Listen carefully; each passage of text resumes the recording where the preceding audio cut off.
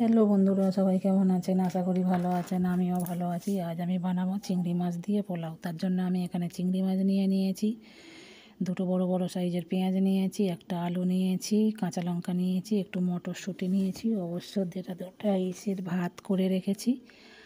আর আমি চিংড়ি পরিষ্কার করে পেঁয়াজ লঙ্কা সব কুচিয়ে নেব, আলুও ছোটো ছোটো করে কুচিয়ে নেব, নিয়ে ভাজা করে নেব। আলু দিতে পারো নাও পারো, আমার মনে হলো একটু আলু দিই তাই দিলাম। আর এবারে আমি এগুলো সব কুচিয়ে নেব, পেঁয়াজ আলু লঙ্কা, আর আমি চিংড়িগুলো ছাড়িয়ে নেব।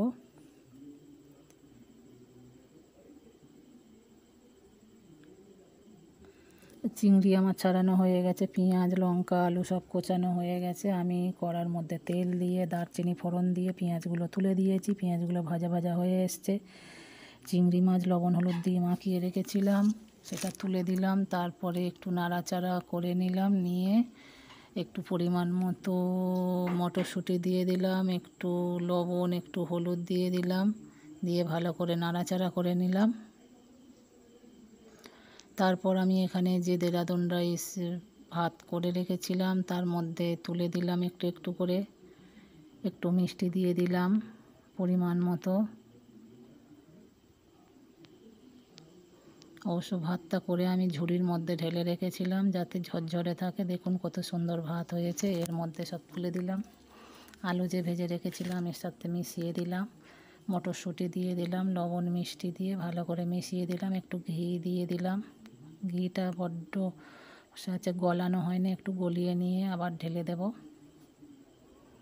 এইভাবে একবার হলেও করে দেখবেন বন্ধুরা, অসাধারণ লাগে। বারবার একই ভাত তো আমরা সকল সময় খাই, একটু ঘুরিয়ে ফিরিয়ে খেলে মুখের স্বাদ পাল্টে যায়। এইভাবে খেয়ে দেখবেন, বাচ্চা থেকে বড় সবারই ভালো লাগবে। আমার এখানে চিংড়ি পোলাও একদম রেডি। ঘি গলিয়ে আবার উপর থেকে দিয়ে দিলাম, একটু গরম মশলা দিয়ে দিলাম। পরিবেশনের জন্য একদম রেডি। একবার হলেও এইভাবে করবেন বন্ধুরা, অসাধারণ লাগে, আমার তো দারুণ লাগে। আশা করি সবার ভালো লাগবে। বন্ধুগুলো চ্যানেলটা সাবস্ক্রাইব করে পাশে থাকার অনুরোধ রইল। সবাই ভালো থাকবেন, সুস্থ থাকবেন, এইভাবে পাশে থাকবেন। পাশে থাকা বেল বাটনটা প্রেস করে রাখবেন যাতে আমি নিত্য নতুন ভিডিও ছাড়লে আপনাদের কাছে পৌঁছে যায়। এইভাবে সহযোগিতা করবেন যাতে আমি ছোট্ট চ্যানেলটা নিয়ে এগিয়ে যাই। সবাই ভালো থাকবেন, টাটা।